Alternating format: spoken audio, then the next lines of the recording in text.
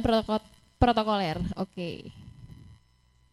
Mungkin semua teman-teman udah tahu lah MC itu apa ya, Master of Ceremony yang pastinya bertugas memandu acara dan pastinya juga seperti Mbak Sania tadi membantu untuk melakukan dialog dan pastinya seperti yang saya sampaikan di awal itu hanya bagian dari protokol ya.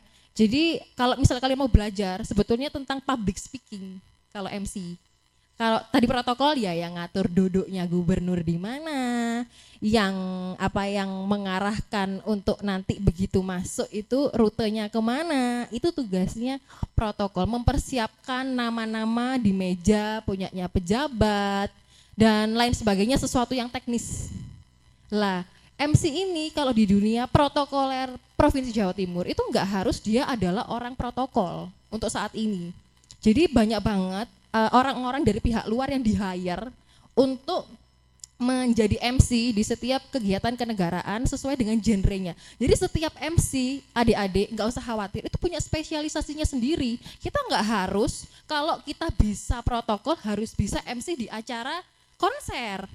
Nggak harus, kalian harus tahu dulu tujuan kalian, aku pengen fokus di mana, aku sukanya yang di mana, gitu ya. Jadi apakah bisa Mbak protokol itu seorang MC protokol bisa menjadi MC yang soft dalam arti konser atau misalnya acara-acara seperti ini ya bisa aja. Cuman memang kalau kepengen fokus ya memang beda karena biasanya MC keprotokoleran kalau di 17 Agustus itu dilakukan oleh seperti pihak kepolisian atau TNI perwakilan dari sana.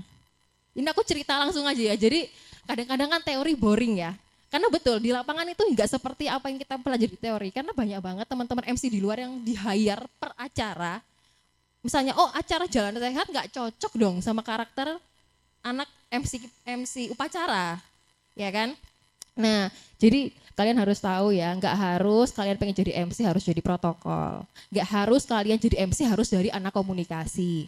Enggak harus. Jadi bekalnya adalah kalian dari diri sendiri harus berani dan percaya diri untuk ngomong. Gak hanya sebagai MC, tapi sebagai reporter, sebagai presenter. Gak usah takut karena gak ada sesuatu yang cuma semalam terus jadi. Tapi kalau kalian gak mulai, kalian gak akan pernah tahu kalian spesifiknya di mana. Nah, bedanya kalau antara itu public speaker seperti saya, announcer bisa di radio, acara bisa di TV, internet juga di TV atau MC entertain, MC dan juga protokol MC. Sebetulnya di sini itu adalah protokol MC. Oke, next itu sebetulnya semuanya itu belajar di public speaking. Oke, next. Nah, ciri-ciri MC tadi seperti aku bilang, jangan diem aja dong. Kalian juga harus berusaha untuk mau tahu lingkungan dulu yang pertama. Oh, audiensnya tuh kayak gini. Jadi aku harus bisa bersikap seperti ini. Lalu kita juga harus fleksibel, selain harus friendly dan general, harus netral, juga harus fleksibel. Maksudnya sering banget juga kadang-kadang MC saat kita udah berjalan ternyata nggak sesuai dengan apa yang kita rencanakan, betul ya? Oleh karena itu, salah satu bekal MC juga kita harus banyak baca. Itu sih, apapun itu kita juga harus banyak baca, supaya apa? Improve menjadi lebih mudah. Betul ya adik ya? Dan lagi selain itu, kalian juga kalau kepingin menjadi MC juga harus dengan kesadaran diri, lihat nih, ada lomba nih tentang presenter misalnya. Jadi kalian tahu dunia luar tuh sudah selari ini gitu, ngerti nggak maksudku? Nah, syarat utama tadi sebagai MC seperti yang aku sampaikan, yang pertama itu broad education dan experience, lingkungan. Lingkungan kalian juga harus mendukung tentunya ya. Kalau orang tua nggak mendukung ya teman-teman atau misalnya kita belajar di YouTube, sekarang banyak banget saluran-saluran yang bisa kita pelajari. Lalu kita juga be smart dengan cara banyak baca, ya. Tadi seperti aku cerita, kalian harus banyak baca. Nggak mungkin kalian bisa ngomong tapi kalau kalian nggak pernah baca. Dan antara saat kita berbicara itu nggak perlu cepet-cepet. Jadi kalau dulu kata ibuku, ibuku ini dosen itu komunikasi. Kasarannya gini, antara kepala sama mulut kamu harus connect. Yang ketiga sense of humor ya kayak gini. Kita harus happy. Misal di rumah kita lagi bertengkar sama orang tua atau sama pacar, dari MC aku harus jadi siapa tadi namanya? Arsi yang baru. Tarik nafas dulu, hembuskan sampai dirimu nyaman, dan untuk sementara emang susah tapi coba fokus. Karena audiens, penonton nggak akan pernah mau tahu apa yang terjadi di luar ini, betul ya. Terus yang it passion juga, terus sering juga kayak kita tuh apa ya, tipsku juga dari aku, kalian harus kalau di motor itu kalian harus sering-sering ngomong sambil nyetir, serius. Dulu aku sebagai reporter itu bisa ngomong lancar setahun. Kadang orang kamu lihat di TV kan, kok bisa ya dia tuh ngomong lama sekali. Itu nggak cepet guys. Itu bahkan senior saya dari sampai 2 tahun, 3 tahun. Tapi treatment kita sambil nyetir ngomong. Ya pemirsa, saat ini saya sedang berada di mana ya. Dan bisa kita lihat di sebelah kiri kita saat ini, sungguhan, dan itu juga dilakukan oleh adikku. Jadi adikku ini juga presenter JTV. Dia juga sering banget ngomong-ngomong sendiri. Kedua ngomong di kaca. Ketok, ramah gak sih wajahku saat ngomong? Iya kan? Gak usah malu. Dan memang kita harus membiasakan diri untuk ngomong dewe. Iya kan? Bukan gila ya, tapi seenggaknya itu dengan cara kita sering membaca dan ngomong sendiri, itu secara kita nggak sadar menambah kosakata atau vocabulary kita di kepala. Oke, lalu kalian juga harus antusias, harus fokus juga, dan apa ya, harus tadi percaya diri, berdiri ya ditatap ngomong. Selamat pagi Mbak Alifa, bagaimana kabarnya hari ini? Nggak mungkin kamu MC terus kayak ya udah lihat ke sana aja. Seenggaknya MC itu kita juga sambil ngajak ngobrol orangnya, audiensnya, siapa, senyuman yang nggak terlalu too much ya kan? Menyapa di pagi hari, yang terhormat Ibu Alifa, kami persilahkan, ya kan? Nah, gestur, wajah, raut wajah, intonasi, nanti kita juga akan belajar sih, karena ini cepat-cepat juga. Itu sangat mempengaruhi mood orang yang kita ajak ngobrol juga. Oke, lalu yang terakhir adalah ya memang bekerja dalam tim. Tadi seperti disampaikan antara protokol dan MC memang ada kaitannya. Kenapa? Karena yang berhak untuk melis siapa yang datang, jadi datang atau datang atau tiba-tiba datang, itu memang protokol. Ya, jadi memang kita harus bekerja dalam tim di dunia keprotokolan. Karena memang koordinasi terkait siapa yang datang, siapa yang sambutan, siapa tahu di tengah-tengah nggak datang, siapa yang diwakili, dan memang kita masing-masing punya HT. Tadi kalau nonton tadi ya. Oke, next Mas. Jadi MC nggak ada gunanya kalau kalian nggak punya pesan, betul ya? Daripada ngomong sendiri, tapi nggak ada pesan yang mau disampaikan. Dengan cara apa? Kalian juga harus banyak berlatih. Lalu yang kedua, memahami acara. Kita nggak tahu, kita harus tahu dulu ini acara apa, audiensnya siapa, audiensnya berapa, rundownnya bagaimana, itu tugas MC untuk tanya. Jangan sampai kita tunggu dikasih dulu.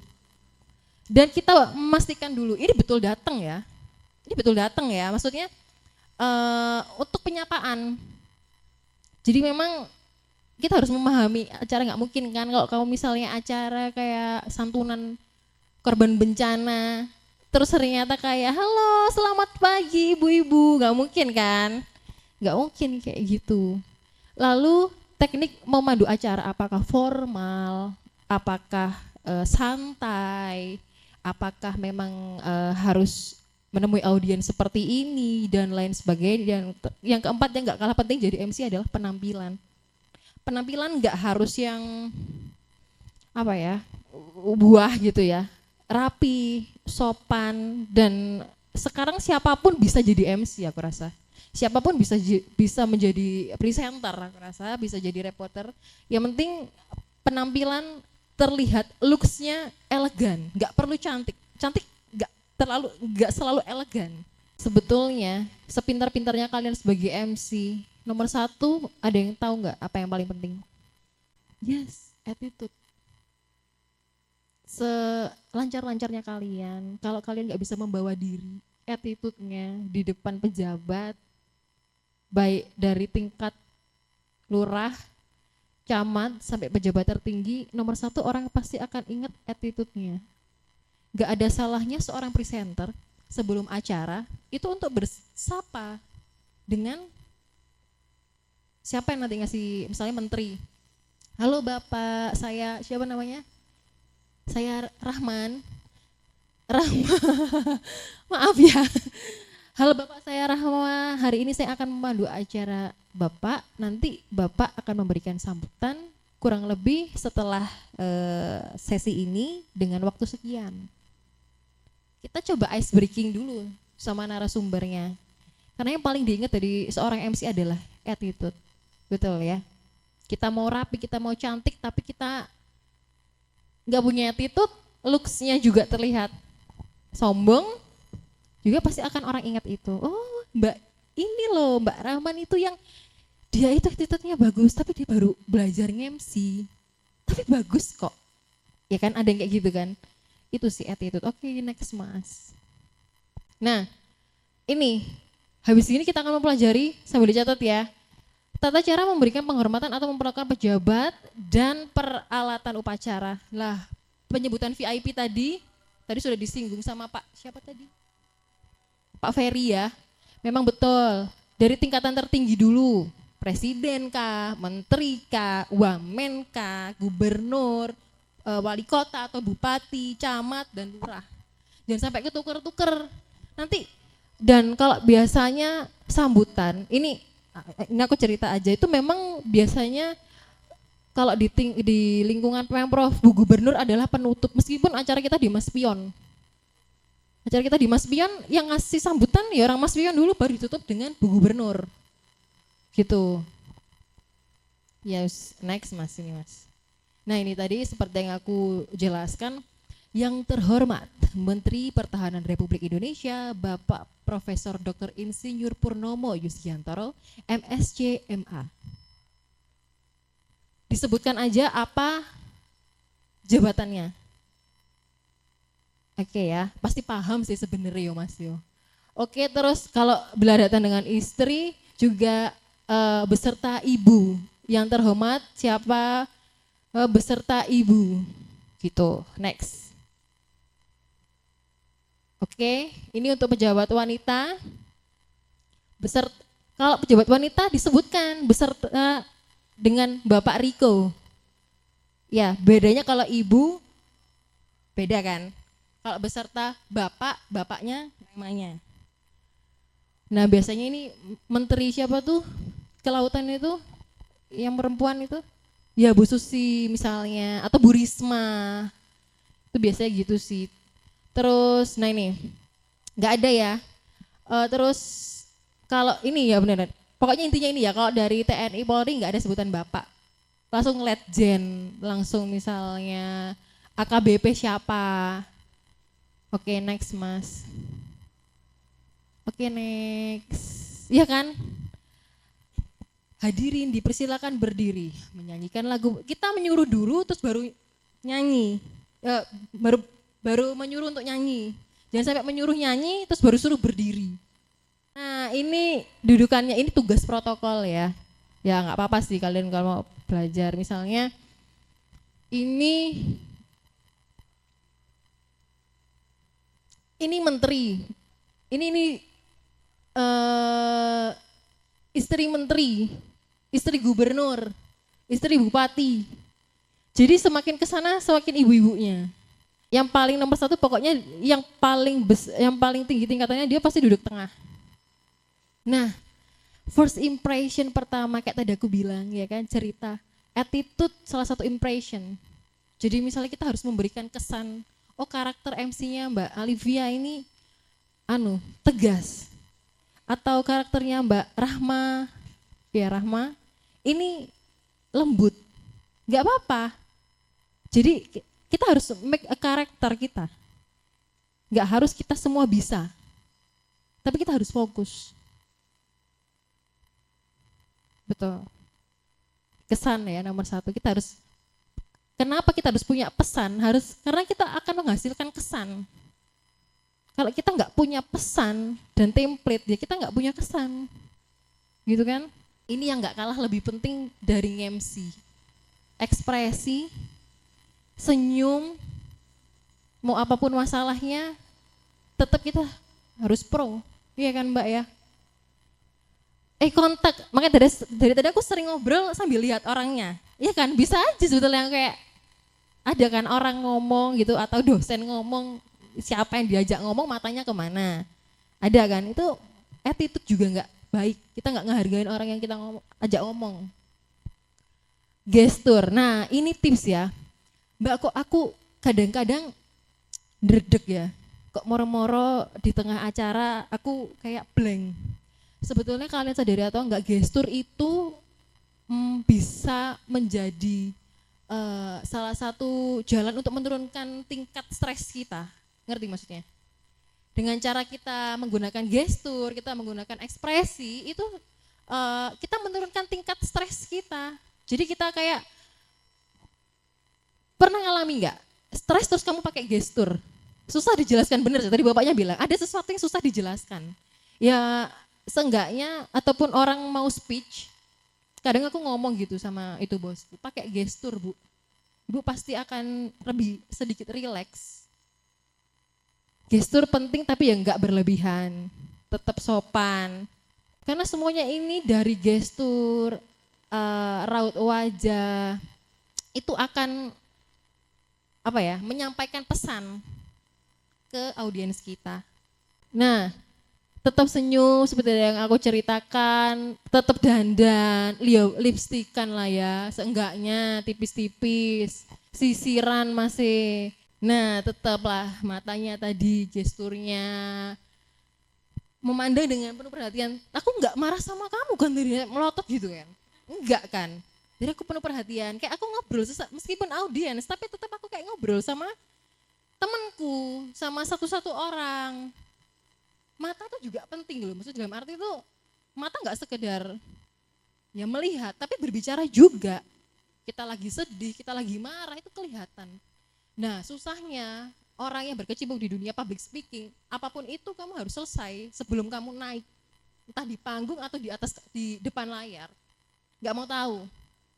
Dan itu nggak bisa dipelajari, kamu keluar ini selesai nggak bisa. Percaya ya, ini butuh waktu. Tapi kalau kalian nggak intens untuk nggak ngasah kemampuan kalian, belajar sendiri, kita nggak tahu di luar benar apa salah. Ikut kompetisi dengan kesadaran sendiri. Nggak perlu menang. Aku cuma butuh link, ya kan? Aku butuh link yang sama-sama fokus pengen MC. Aku cuma butuh link sampai di mana kemampuan di luar ini. Aku udah sampai mana? Seenggaknya saat kita berani untuk ikut komunitas, banyak, ada Wipro, ada Probes, kursus-kursus. Itu juga salah satu fakta bahwa aku serius nih, aku pengen jadi MC, aku pengen jadi presenter, aku pengen jadi reporter. Ini kerangkanya ya, coba back Mas. Nih, acara pembukaan. Assalamualaikum warahmatullahi wabarakatuh, gitu kan ya, salam sejahtera bagi kita semua. Yang terhormat Bapak Presiden Republik Indonesia, ini konkretnya ya kan, cara membuat rundown misalnya, aku pengen ngerti Mbak cara bikin rundown. Nah, pemilihan kalimat yang menghindari dilarang, itu biasanya kita temukan saat kita debat pilkada misalnya, tidak diperkenankan. Bisa pakai kayak kata-kata kayak gitu misalnya, dilarang untuk dilarang untuk menyalakan handphone misalnya. Tidak diperkenankan untuk menyalakan suara handphone. Kata-kata sinonim yang digunakan. Ya, sama dengan step selanjutnya tadi kita sudah membahas. Next, Mas. Nah, tadi udah bener Mbak ya, tadi aku denger dulu sih, bener gak sih kami silahkan. Kalau formal kami, kalau nggak formal bisa saya. Ini, hadirin sesaat lagi kita akan menyaksikan peresmian jembatan Nganjuk Ngawi yang akan dilakukan langsung oleh Gubernur Jawa Timur Khofifah Indar Parawansa. Hadirin yang terhormat, sesaat lagi kita akan menyaksikan ragamnya ini. Biasanya Bapak Ibu udah agak boring, pakai hadirin juga boleh supaya variatif. Nah, ini tadi PR-nya Mbak siapa tadi? Yang cue card. Cue card sebetulnya kalau kalian diberikan oleh panitia, itu berhak sekali untuk diganti sesuai dengan bahasa yang kalian nyaman tapi tetap formal, nggak meninggalkan esensinya. Sah saja untuk dicoret-coret, sah saja untuk ditambahi, sah saja untuk diberikan signature-ku misalnya tak tambah pantun. Biasanya kan sekarang lagi hits ya kayak gitu ya. Sah saja. Dan sebetulnya saya juga agak aneh, biasanya MC itu ditulis kayak secara rinci gitu harus ngomong apa. Sebetulnya itu bikin kita stres. Kalau ada satu kata miss, satu kata yang kita lupa ngomong, pasti akan menghancurkan segalanya. Pernah? Mampus ya, aku lupa ngomong iki. Padahal itu nggak penting, itu nggak ninggalkan esensimu ngomong apa. Tabrak aja udah, orang nggak akan ngeh. Tapi kalau kalian berhenti, orang akan lapo iki. Kok mandek? Notice. Iya kan? Baiknya, ini setiap MC lain-lain, tapi baiknya cue card hanya poin. Itu mengasah kita juga untuk kreatif. Di acara lainnya kita nggak template. Itu tipsnya sih. Jadi cue card itu poin. Oh habis ini, oh nanti ada kata-kata ini di setelah laporan laporan kegiatan.